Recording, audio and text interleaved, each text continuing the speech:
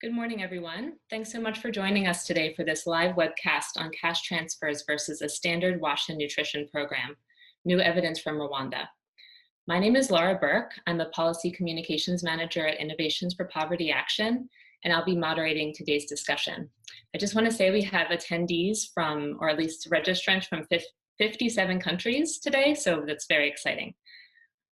Just quickly before we get started, I want to let everyone know that there will be time for a Q&A at the end of the session. So at any time, you can send your questions through the Q&A box at the bottom of your screen, and we will answer as many questions as we can at the end of the session. Second, just so you know, the webinar is being recorded and will be available after the session.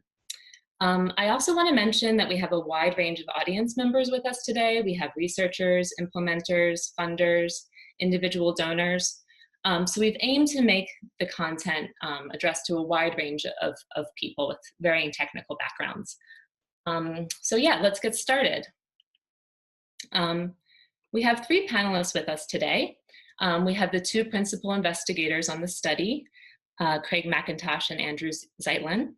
Craig McIntosh is a professor of economics at the School of Global Policy and Strategy and co-director of the Policy Design and Evaluation Lab at the University of California, San Diego. Andrew Zeitlin is assistant professor at the McCourt School of Public Policy at Georgetown University. He's also the lead academic for the International Growth Center's Rwanda program. And also joining us today is Nathaniel Goldberg. He's director of the Social Protection Program at IPA, where he oversees and specializes in rigorous evaluations designed to improve and scale safety nets and livelihood opportunities for the poor. Now, before we dive in, we'd like to provide you with a very brief overview of who IPA is, what a randomized control trial is, and why we wanted to talk about this topic with you today. So just zooming out very quickly to the really big picture, even though poverty rates are decreasing, about 767 million people still live in extreme poverty. That's on less than $1.90 a day. And as we all know, there are a lot of programs out there and a lot of funding is dedicated to fixing the problem. In fact, about $134 billion is spent on poverty alleviation programs each year. At the same time, historically, we haven't really known which programs are working, and among those that are making an impact, how cost effectiveness across those programs compares. So that's why in 2002, Innovations for Poverty Action was founded by Dean Carlin, who's a professor of economics and finance at Northwestern University, formerly at Yale, to discover and promote solutions to global poverty problems. And IPA's vision is a world with more evidence and less poverty. And we achieve this vision by doing two main things.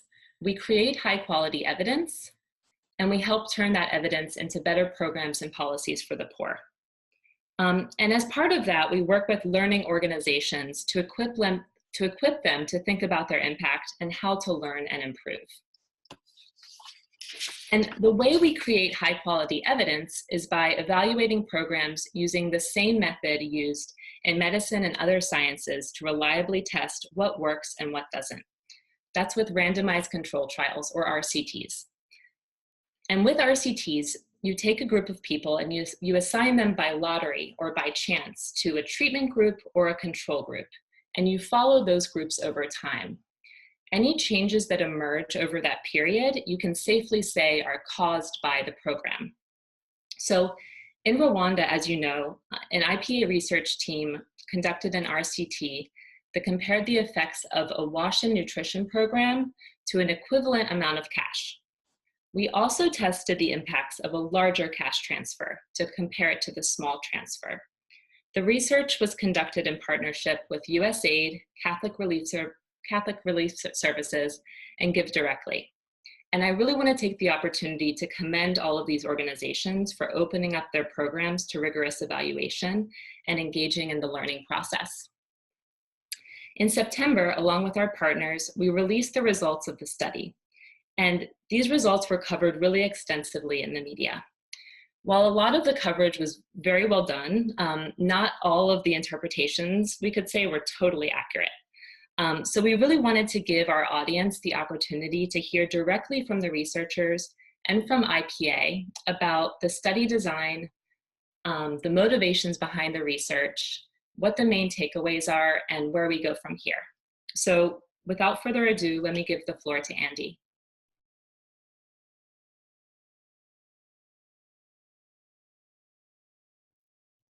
It may just take him 1 minute to share his screen. Okay, hi, so I'm Andy Zeitlin, and together with Craig McIntosh, one of the two PIs on this study, and I want to thank you all for joining and thank IPA for hosting, and to echo Laura's appreciation for both of our partners in this evaluation endeavor. Let me just get the video going. There, okay, now you can actually see me. So I want to tell you a little bit about the motivation for this study, and then I'll hand over to my co-author, Craig, who's going to tell you about all of the details of the study design and our findings. The study, well, to step back for a moment, in an interview actually this week with Ezra Klein, Bill Gates talked about some of the work that the Gates Foundation is doing to tackle the hard problem not only of helping children to survive through their infancy and early childhood, but helping them to grow and to thrive. And the kinds of strategies that not only the Gates Foundation, but other actors in this area are undertaking include things like providing, well, identifying children who are at risk of acute malnutrition, and then providing things like inputs into their livelihoods, chickens, for example, that people can harvest eggs from, and also kind of direct nutritional supplementation and information. These kinds of interventions are not new, but because they are very bundled interventions and built around a very specific theory of change, they do raise a kind of an existential question of whether we might in fact do better with lower cost alternatives, such as just delivering the value of that program, the cost of that program in cash directly to the beneficiaries. So as researchers, I think this is an interesting question to us, and not just kind of the kind of hypothetical that might keep us up late at night, but the kind of thing that we think we can subject to actual evidence. This idea of benchmarking development interventions with cash is not one that comes just from us. In an op-ed together with Michael Fay and Paul Niehaus, the co-founders of Give Directly, Christopher Blattman posed this question back in Foreign Affairs as early as 2015.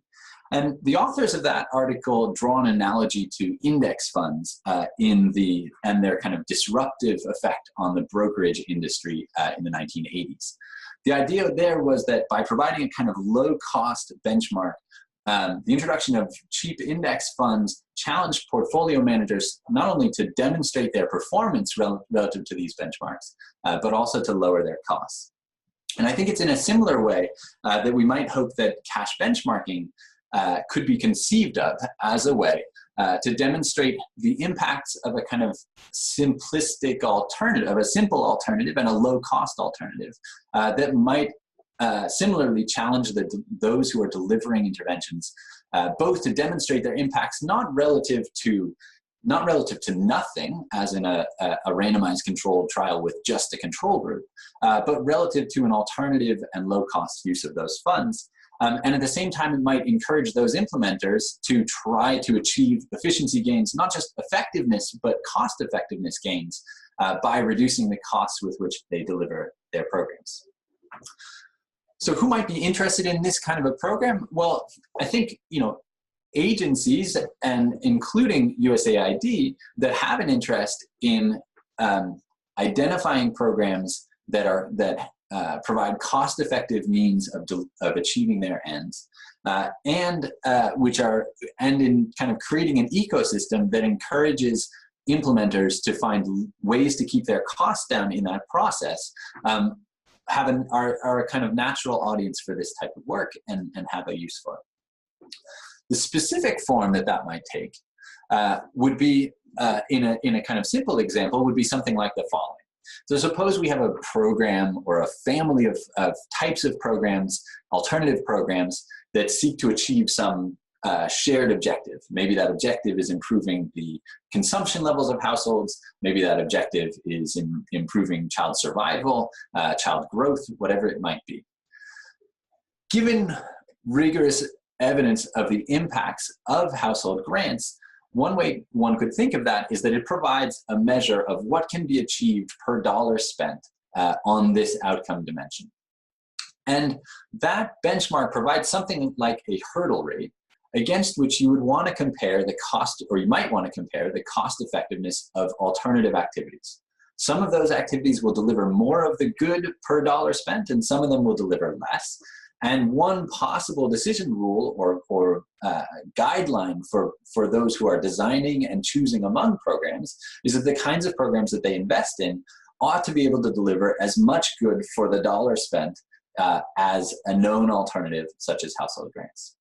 And you can think of this as being used in a couple of possible ways. So one way is a sort of ex-ante exercise. Suppose we know what cash can do, and then there are a range of other things that we might consider doing, and we don't have quite the same established evidence base for those other activities. We might then ask the people who are proposing to undertake these other activities, we might ask them to give us a kind of business case for why they think it is, before the fact, a plausible, they can develop a plausible story in which their activity delivers impacts per dollar that are as large or greater than can be achieved under household grants. Alternatively, one can directly benchmark these activities against one another within the context of a single study, a single context, and a single randomized controlled trial. And that is a notion which is closer to what we have done in our study, as you'll hear from Craig in just a moment. That has some advantages in that we can be more certain that the comparisons that we're making between the impacts delivered of household grants or the impacts delivered of some alternative activities, that those differences are really attributable to the causal effects of those programs and not to differences in context and timing and the like, which when making comparisons across contexts becomes a kind of added challenge for the evidence base. So this provides us this kind of simple idea, whether we are looking at these things in the context of a single experiment, or whether we are thinking about the sort of potential benefits of some as yet unknown activity, the evaluation of cash transfers can provide this hurdle rate above which we would hope that other programs could demonstrate their cost effectiveness. There are a couple of things that make that kind of simple version of the exercise a little bit more complicated. So one immediate thing that becomes apparent to you and became apparent to us as we embarked upon this exercise is that development programs typically don't just care about one thing. So typical development programs have objectives and indeed deliver impacts over multiple dimensions of the lives of their beneficiaries. They may improve the consumption of their beneficiary households, they may improve the health of their children, and they may care about all of these things. In as far as development programming cares about lots of things, then that makes it hard, perhaps even harder than, say, in a medical context where we might reduce what we care about to qualities or something like that. It makes it even harder to establish what is best practice in a particular scenario, because there's no reason to believe that cash will be better than all alternatives on all outcomes. Or even in any pairwise comparison between cash and something else, there's no reason to believe that cash will dominate that specific alternative on all the possible dimensions of impact that it might have. So the hope then for cash benchmarking is not necessarily that it would sort of establish cash as the as best practice. Far from it. What we think instead that this exercise can do is that it can really lay bare the trade-offs that are implicit in policymakers' choices. So if a policymaker decides to go with policy A instead of cash, then they might be delivering more of some good and less of some other good that people care about. And the extent to which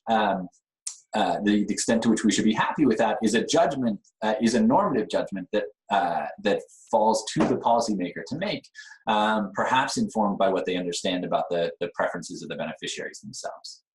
So that's a first complication then, is that we have to think, how are we going to think about the relative effectiveness of these programs when they have impacts over lots of different domains?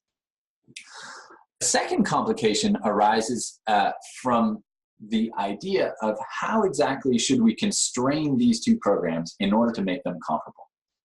In our study, we have favored what we might think of as a strict or a narrow definition of the benchmarking exercise. And that is defined as follows. When we want to make what we'll call a strict benchmarking comparison, then we are going to evaluate two different programs where those two different programs receive the same amount per beneficiary in dollar at the top terms. So as money leaves USAID's hand, it is the same amount per beneficiary across these different implementers. That's the goal of our kind of strict benchmarking exercise. The challenge that might occur to you as you think about that is that it doesn't have to be the case that the expenditure per beneficiary that you might that matches what a particular in-kind program costs. There's no reason to believe that that is the expenditure per beneficiary that maximizes the cost effectiveness of cash transfers for a particular outcome.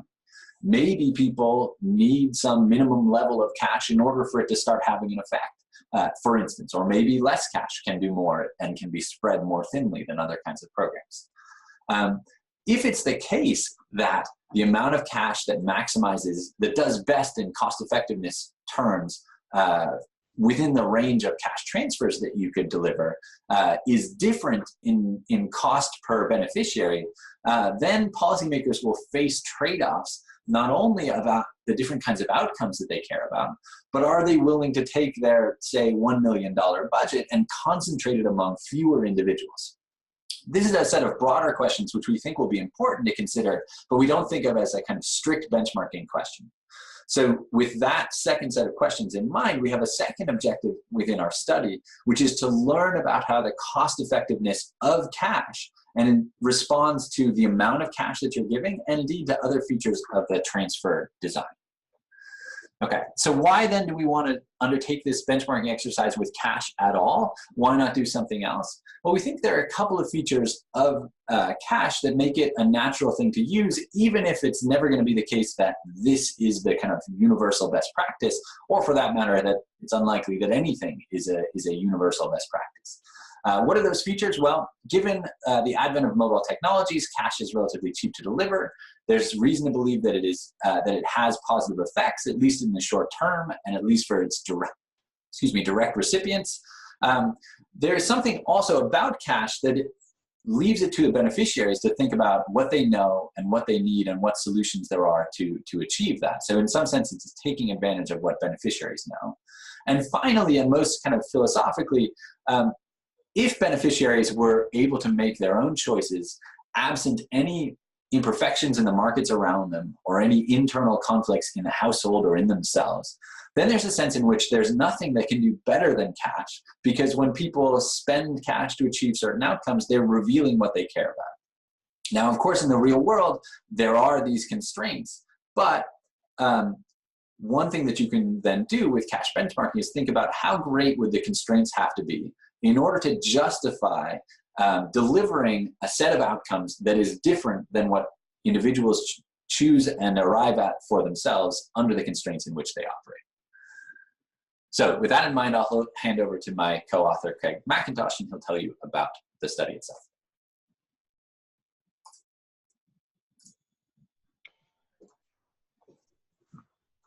Okay, thank you very much, Andy. That's a great setup. And so now with that in place, what I want to do is dive into the details of the study. So as has been said, what we're trying to do here is to put two programs up against each other head to head so as to be able to speak in a rich way to the comparative impacts of these two programs. So one of these programs is this very intensive, multifaceted program, which I'll describe more in a second. The logic of the USAID-funded program called Gikuriro is that it wants to combat malnutrition from multiple perspectives at once. It wants to try to increase both supply and demand for health-promoting services And then it's also coming with the fairly standard package of nutrition, water, sanitation, and hygiene, so-called WASH programs, to try to help households understand best practices in delivering child health. In terms of the unconditional household grants, this is obviously a much simpler intervention. It's just money. So as Andy already motivated, the reasons that we think this is interesting, first of all, the overhead on these is very low, right? It's a relatively efficient way of getting resources to the ground, given the advent of mobile money. It's a reasonable counterfactual. Why compare an expensive program to nothing? It makes more sense to compare it to something else of similar expense. And finally, as we'll see in the results, this very interesting feature of cash, that it serves to reveal the preferences of the households. And we think that that's a very important end in and of itself. So Gikuriro, which means well-growing child in Kinyarwanda, comes at this problem, as we've said, from many different perspectives. So there are village nutrition schools. These come out and give trainings in terms of how to provide good micronutrients for kids. They do growth monitoring by community health workers through the child health system. There are community health clubs that are set up that are improving access to latrines and hand washing facilities. Then to try to attack the nutrition side directly, there are also these farmer field learning schools. And so there's distribution of seed and livestock that comes to agricultural households. To deal with the smoothing component of hunger, there are savings clubs, so-called silks, which are established by Gikuriro to try to help households save more money and to have that cushion there if they need it. And then these nutrition and WASH related activities that are carried out by government employees and health workers. So there are two big cohorts of enrollees. There are new eligibles that come in over the course of time. This is a program that was administered by Catholic Relief Services and mostly developed and certainly funded by USAID. In terms of the unconditional household grants, so we are working with an organization called Give Directly. Give Directly is funded by USAID and Google.org. So these grants come to households effectively with no conditions attached to them at all. There is a little bit of language that comes from USAID about, you're not allowed to gamble the money or use it on illegal activities. And we also handed out a flyer indicating to households that, here's how you can improve your children's nutrition. So there was a bit of a nutrition nudge. So then the core design feature of the study is that we had these two different kinds of grants in different villages. So one of those was a household grant that was intended to be equally sized to the anticipated cost of Gikuriro. So as Andy said, thinking about the dollar leaving the hand of USAID, the idea here is that these two programs have the same cost to the donor. And then in order to be able to open up this question of, does it make sense to give less to more people or to concentrate on fewer people, we also experimented with this much larger cash transfer, which is not comparable in cost to the Gikuriro program. So eligibility was something that we as a collective team talked very carefully about before we started the program in order to be able to do rigorous comparisons across different implementers. We had to come up with a definition of eligibility that could be established in a neutral way across all of the villages. So we basically relied on institutional data that existed to do this. So the first criterion is any household with a malnourished child as measured by the current Rwandan growth monitoring system. Second one is households in the poorest two poverty categories that the Rwandan government has established that have children under the age of 5. And the third one is similarly poor households that have a pregnant or lactating mother. So it's the definition of eligibility that is intended to be, poor households with kids or with pregnant moms. And then the ineligibles are simply everybody else in the village.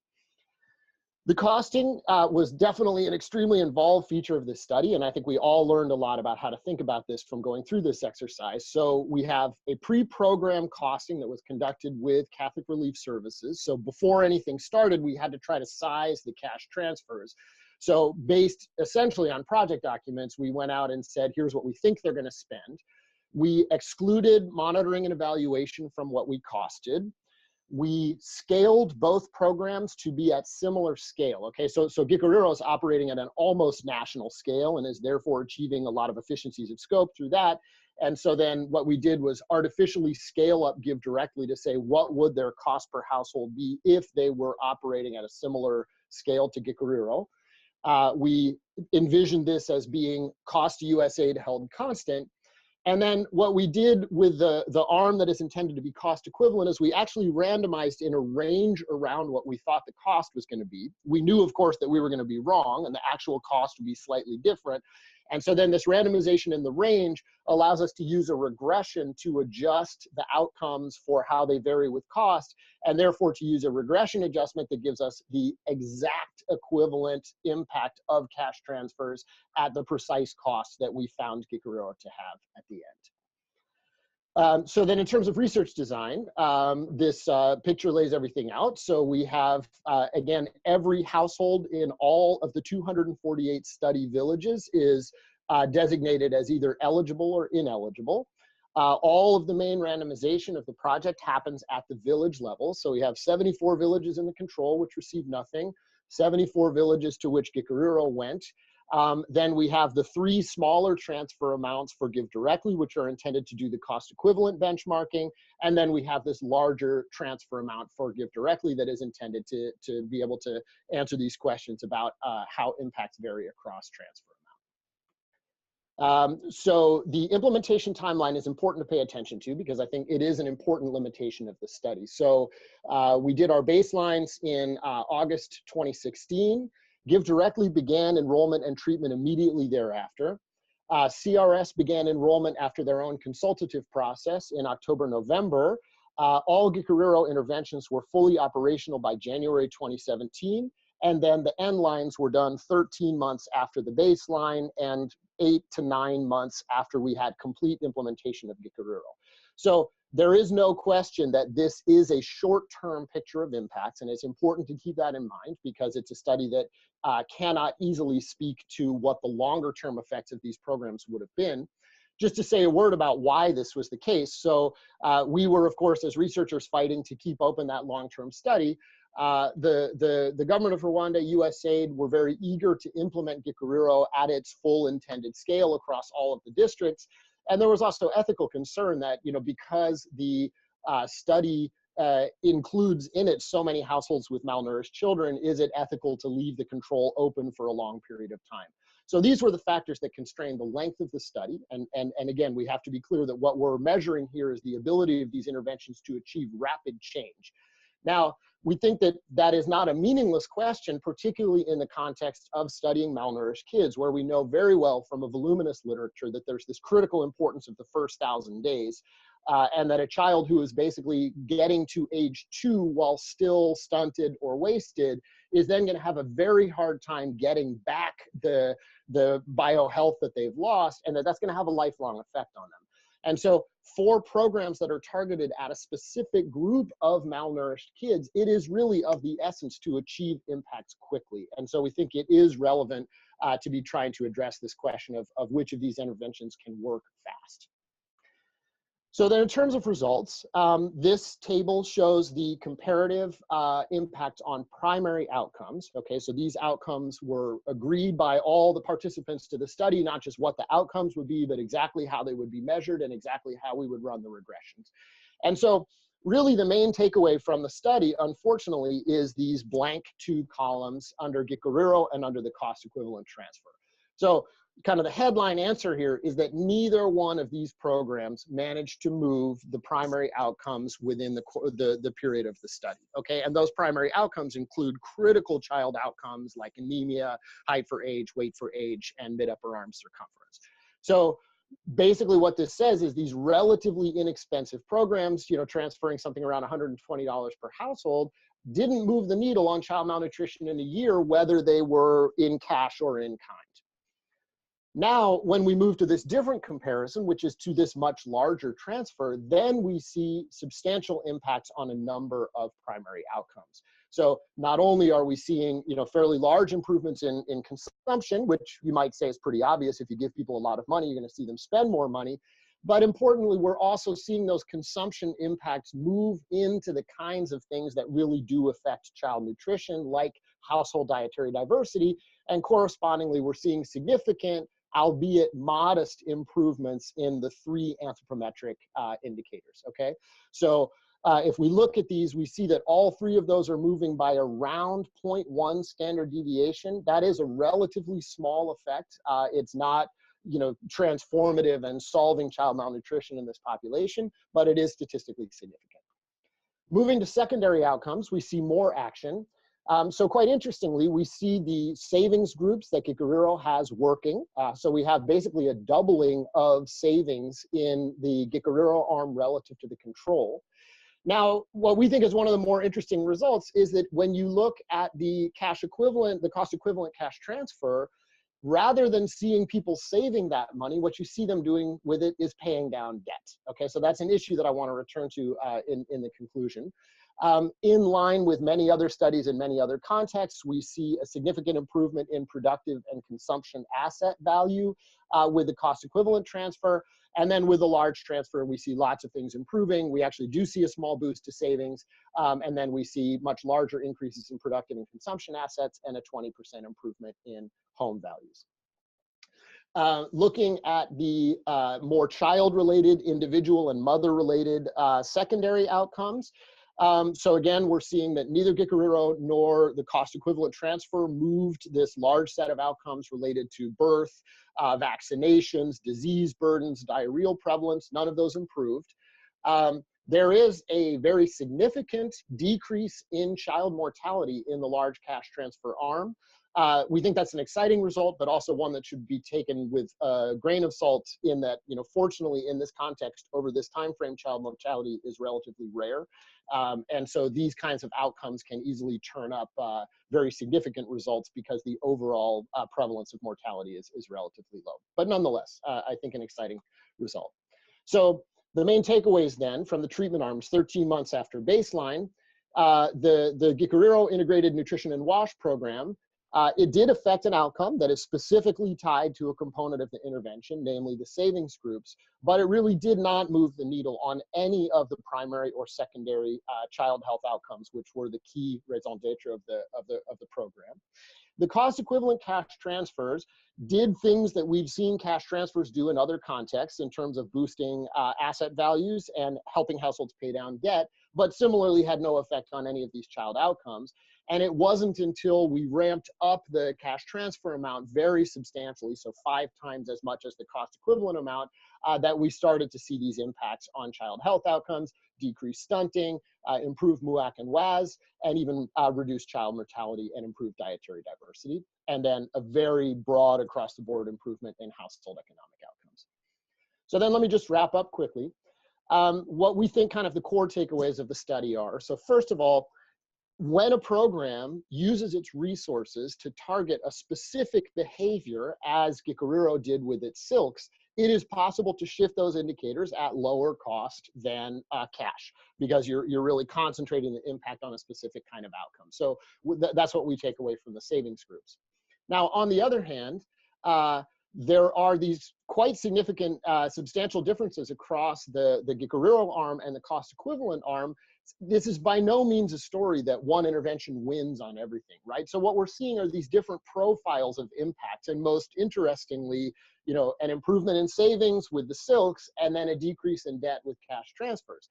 So this suggests that the preferences of households are more for debt reduction, and the preference of the implementer is more for savings. And so we think that this kind of comparison is very useful in, in a sense, putting the onus of proof on the implementer to say, look, if you're out there trying to drive an outcome that is a different one than the ones the households themselves want to achieve, what's the justification for that? There certainly can be good justifications for that kind of thing: market failure, self-control problems, goods that are absent in the market, but we think that case should be made. So we think that this helps to kind of make a nuanced sense of the portfolios, the profiles of impacts that different kinds of interventions can achieve, and that this is a useful, if subtle, contribution to the conversation. And then finally, very clearly, the size of the household grant matters. One way of looking at these results is to say you can't move child malnutrition with a small amount of money. So it was only when much larger sums of money were concentrated on these households that we saw significant improvements. We do not have the counterfactual of what Gikuriro would have looked like if it had spent $650 per person. So we can't make that comparison, but we can say that it was only when much more substantial resources were concentrated on specific households that we saw the needle move. And so this in general would be an argument for the fact that if we want to target specific households with specific malnourished children, we're going to need to concentrate resources on them to move the needle. So now let me pass on to Nathaniel Goldberg for some comments on the study.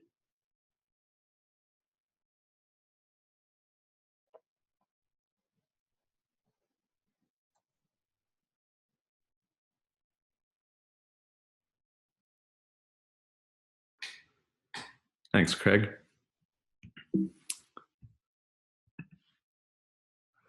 So I want to congratulate Craig and Andy for a very well-designed and well-executed study, and the study partners, especially Catholic Relief Services, for having the courage to subject themselves to this test. This is an important contribution to the field. I'm very enthusiastic about cash benchmarking because cash benchmarking is a two-fer, which is to say that it does a great job in terms of telling us about aid effectiveness. We learn about comparing programs to this kind of what can be a global benchmark of the return on investment from cash. And along the way, we're giving out cash, which has a large body of evidence showing strong results for households. So we're doing some good for poor households along the way. From IPA's perspective, we're supporters of cash because of the evidence base around it. And we're delighted when we find programs that beat cash, because it means that those are effective programs and they should be delivered to more people. And where we don't find that those programs beat cash, then we can look for more effective programs along those dimensions, or we can just give cash. The one thing that we really shouldn't be doing is going out and delivering programs where we know that we could be doing more good with a fixed budget if we just give cash. But we've got to do benchmarking right. So here I've identified some challenges for future benchmarkers to take into consideration. The first is whether the program is appropriate for benchmarking. So my example here is vaccines, which is the wrong type of program to test against cash. You'd have to give out a ton of money to each household to change their expenditures to the point that it would move the needle, so to speak, on their vaccination rates. And it might not even be possible given the environment that they live in, whether there's the sufficient health facilities in place to go out and get those vaccines. And of course, vaccines have tremendous positive externalities. So we're not primarily concerned with return on investment at the household level. Second, it's difficult to know in advance how much programs will end up costing. So this is something that we saw here, and it's something that the research team handled exactly right by giving out a range of cash so that they were able to capture the full cost of the program within that range. But if the program were to have a sufficiently large cost overrun, it could be possible that it could go outside of that range. And the length of follow-up matters a lot. So for example, we've seen cash have very strong results after a year, and cash and training have really strong results after 4 years. And then in a recent study from Uganda showing those results dissipate after 9 years. So the length of the follow-up could end up dictating which of these programs wins in a head-to-head comparison. And the indicators will matter too. Finally here, I will note that benchmarking can be hard to pay for. So with some experience as a researcher here, it can be hard to go out and find the cash to deliver to be able to compare to a program. As researchers, we're good at working with programs who are themselves good at going out and raising money for their core operations. But there's really only one program out there that's going out and delivering lump sums of cash. So that's not really a scalable solution. And if the global development community wants to do more of this, we're going to need a ready source of funds to be able to provide for the cash that's required for cash benchmarking. Here are some of the headlines that came out of this study. And on the one hand, it's a really gratifying indication of the global level of interest in cash benchmarking and this study in particular. But I would also say that some of these outlets got the message more right than others. And I would argue that we kind of set the media up for failure with a study design that required kind of too much nuance. So we know from the results that Craig just presented that neither cash nor Gikuriro had an impact on any of the primary outcomes that they're looking for. And they achieved different impacts on the secondary outcomes. And then there was what I would argue was really kind of a separate study looking at the large amount of cash, which was not compared to an in-kind program. And so we don't know what a traditional program would have done compared to a similar larger size of cash. So we need to manage the message. And I would argue that that should be done well in advance of the results coming out through the study design. So here I've outlined some potential rules of engagement for doing cash benchmarking going forward. And I should note that with the one exception of the larger amount of cash that was delivered, that these are all things that the study team did really well, in my opinion. So the first is a kind of a sanity check at the outset of the study as to whether one could reasonably anticipate that the in-kind program would have a return on investment of a similar kind of size and nature to what you might expect from cash. And so, like I gave the vaccines example before, it also wouldn't make to test something like a teacher training program against cash. And there's a whole world of interventions that just aren't going to make sense for cash benchmarking, and that's fine. For those, we can do the traditional kind of benchmarking, which is cost effectiveness analysis. And there you're comparing the impact per dollar from one program versus the impact per dollar of another program. So it's program versus program instead of program versus cash. Related, you've got to give out enough cash that it's an investable amount. And this is something that Craig and Andy touched on. So if you try to benchmark something like a $5 program and you give $5 in cash to households, then that $5 is just going to disappear into the household. You'll never be able to measure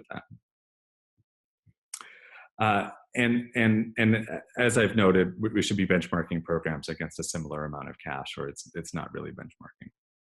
That said, if you're a believer in cash and potentially skeptical of a given program, it might not be crazy to benchmark that program against a smaller amount of cash. To be frank, there's surely some ineffective programs out there that would lose in a head-to-head comparison against cash. But every program deserves a fair shot, so they shouldn't be pitted against larger amounts of cash. And then finally, and again, this is something that the study team was very clear on, but it's essential that people are doing benchmarking are precise as to which outcomes program will be measured against. What are the indicators that are going to be considered the primary outcomes to judge whether the program was successful or not? And ideally, those would be documented in a trial registry. So I'd like to conclude with some questions that I've been kind of mulling over with the results of this study in hand. The first one is whether this can only be for household level investments. So one of the reactions I saw to the study said something like, well, you wouldn't benchmark, say, roads. And honestly, that's probably pretty good advice. But if I'm thinking through the framework that I was laying out in the rules of engagement, which is that it's for household level investments where you're seeing a household level return on investment, then you're going to see a household level return on investment from something like roads. You're going to have increased economic activity and reduced travel costs. So it might not actually be a bad idea to think about cash benchmarking for programs like that, but the limitation there might really be in research design. And then I'll close with a kind of word on nomenclature here about cash tests versus benchmarking. So I've seen recently some study designs which are looking at just lump sums of cash versus a control group calling themselves benchmarking. And there I would say that I would not consider that to be benchmarking at this time, but I could see it leading to a kind of future state of the world in which the return on investment from cash has become really clear, and then we can just test individual programs and see if they beat that benchmark. And so what I'm thinking about here is graduation studies, which I've been involved with quite a bit. And there we've done now with other colleagues from other institutions, more than 10 RCTs of graduation. And the return on investment from graduation is becoming pretty clear. That said, for graduation and for cash as well, we don't really know what that return on investment is when we go into new contexts with new implementers and new population. So it's going to require kind of a lot more studies, both from cash and graduation and other programs as well, before we can get to that point where we could just do an individual test without comparing it head to head. So for the moment, I would reserve benchmarking as a term for when we're doing head-to-head comparisons of cash and in-kind programs. And I'll turn it back over to Laura at this time. Thanks so much, Nathaniel, and thanks everybody for the great presentations. We're going to start the Q&A. We have a ton of questions coming in, so we're really excited by all the interest, and we'll try to answer as many as we can, but we might not get to all the questions. One that came in is for Andy. Many of the media stories on the study have concluded that cash basically won. Is that an accurate read of the results? And if not, what have some of the media gotten wrong there? Yeah, sure, thanks. So I'm glad this question comes up because I think it's an important question, and both Craig and Nathaniel have touched on what I think is our answer to this issue. So it's not our view that one should take away from this study that cash won, and that's for several reasons. First of all, as both Craig and Nathaniel spoke about, when we talk about the cost equivalent comparison, so the same value in dollar at the top terms, then neither cash nor Gikuriro had impacts on the primary outcomes of per capita consumption, household wealth, or child or maternal health that were the established and pre-registered primary outcomes of the study. Those are the things that everybody agreed were the main core objectives of all of these different things. So they do have significant and significantly different impacts on secondary outcomes, including the positive and significant effects of Gikuriro on savings in target households that Craig spoke about, and their positive impacts on health knowledge and vaccine coverage in the villages as a whole, as well as the positive effects of the cost equivalent and positive and significantly different effects of the cost equivalent cash transfers on things like productive and consumption assets. So there are important differences that policymakers might care about between the portfolio of impacts that these two programs have, but neither one is really delivering or delivering in a significantly different way on the primary outcomes. Where there are more striking impacts, at least relative to control, are in the large transfers. But as we talked about, we don't think of this as strict benchmarking because it differs from the in-kind transfer in both its scale and in its modality. And so what we don't know is what would Gikuriro have done, or a Gikuriro-like program, at a comparable amount of, say, $500 per capita. $500 per household is not a crazy amount to be spending on a nutritional supplementation program. There are programs as close by as Burundi that do it, but I think you'd want to be informed by that question to make sure at least that you are evaluating both programs with their best foot forward in cost effectiveness terms, per Nathaniel's fair fight point. Okay, yeah, and we've had a related question, maybe Craig, you want to take, just about like why you chose to, you kind of spoke to this, but why you chose to include the large cash arm in the study in the first place.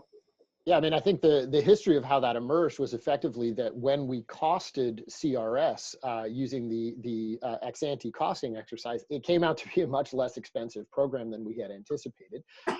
And there was real concern, I think, on the side of Give Directly and USAID that, you know, Give Directly in its typical programs in Kenya and other countries tends to give $700-800 per household in one lump sum transfer. And this was basically not playing in the range that they felt was going to be was going to be cost effective, given the fact that there are fixed costs of putting together transfer programs, right? So I think there were kind of two different motives here. One of them was just to say, well, like, this is putting cash on its weak foot, so let's have one that allows it to be on a strong foot. But then also, is that actually correct, right? So once you're sitting down to have the conversation that says, well, we don't think that this is a cost-effective amount of transfer, that's something that's very easy to modulate with cash. And that's one of the advantages of cash, is that it is so straightforward to vary the way that you concentrate resources. And so rather than having that be a kind of a question mark that would hang over the study, we elected to build it into the study and to make it a question that we could answer internally. So, you know, I think this has been said several times, but given the media coverage, it's just so important to recognize that this study has two valid comparisons, right? One of them is Gikuriro to cost equivalent cash, and that is a real benchmarking comparison under Nathaniel's rubric. Then there is small cash to large cash. That is not a real benchmarking question, but because of how easy it is to think about varying scale and varying scope, it's a fairly straightforward policy question that has a lot of similar interpretations to it in terms of thinking about which outcomes do you want and how would you compare these programs to each other. So ultimately, we made the decision to incorporate the large arm so as to be able to make it a scientific question. Is it in fact the case that these larger cash transfers are more cost effective? Okay. We have a lot of questions coming in about gender. There's a question about whether men or women were mostly given the cash transfers, if you know that, and if there were any like differential effects that you might know about in terms of whether male or female heads of household might have used the transfers differently. Craig, do you want to take that?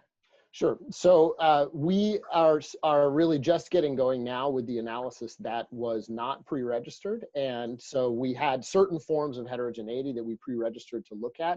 And this study was really not built to look specifically at gender. That said, you know, you had targeting criteria that were around maternal pregnancy. There was a heavy focus on mothers because of the selection of eligible households into the study through their children. And in general, where possible, the Give Directly cash transfer was given to the mother of those malnourished kids. So gender is playing certainly under the surface of this study. We have not yet made it a major focus of our analysis. So those are important questions and ones we will seek to answer, but we haven't gone deeply into them yet. Got it. We've got a really interesting question about the timing of the transfers. The question is, what time in the growing season was the cash dispersed? In regards to child malnutrition, intuitively, we would think that cash would be more effective if dispersed during the hungry season. However, if cash was dispersed pre-planting, then households may have more agricultural investment. So how did you take that into account? And what was the timing in this case? So I guess I can take that one. So the study began just as the shorter growing season was beginning in Rwanda. And so the exposure period begins there. In terms of the timing of the delivery of cash, most of the cash recipient households in that arm of the study here receive cash not as a lump sum at one particular moment in time, but receive it instead as a monthly flow payment over the duration of the study. And there was an open question, and this is also where we are learning about how cash modalities might affect its cost effectiveness in certain domains. The reason for this is that there was an open question at the outset about whether you would get bigger impacts of cash if you delivered it in a lump sum up front that people could invest and maybe translate into some productive assets and some income, or given that the goal was to kind of move daily nutritional activities, whether a consistent flow of supplemental income would have a larger impact. So we have some experimental variation to those ends. Thus far, we're not seeing important differences between the lump sum and the flow transfers. But I think you want to think of sort of most households in this study as receiving cash in a sort of steady stream over the duration of the exposure period to both interventions. Okay. We have a question about implementation, the quality of implementation, I take it, of Gikuriro. Wondering, Craig, if you could maybe speak to how good the implementation was, and could the lack of impact be related to quality or lack of implementation? Yeah, so that's always a very important question when one has null results, because lack of implementation is an important and not as interesting a reason to get a null result as everything was done exactly the way it was supposed to and it didn't have an effect.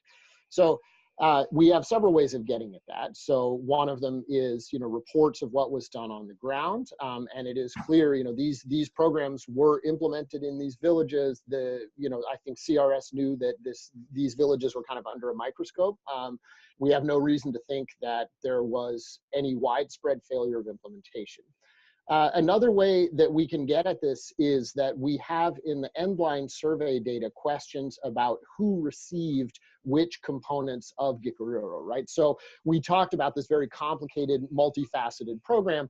It is very multifaceted at the village level. When you get down into the household level data and you start looking at, did you get this? Did you get that? Did you get any livestock? Did you get any seeds? Did you participate in a Gikuriro silk? Did you go to a wash training? Things along these lines.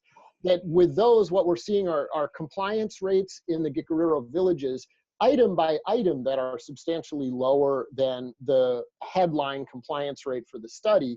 But then when you start adding those up and basically saying, household by household, did you receive any component of Gikuriro? We're actually seeing compliance rates there reported up from the households that are higher than what we got out of the institutional data.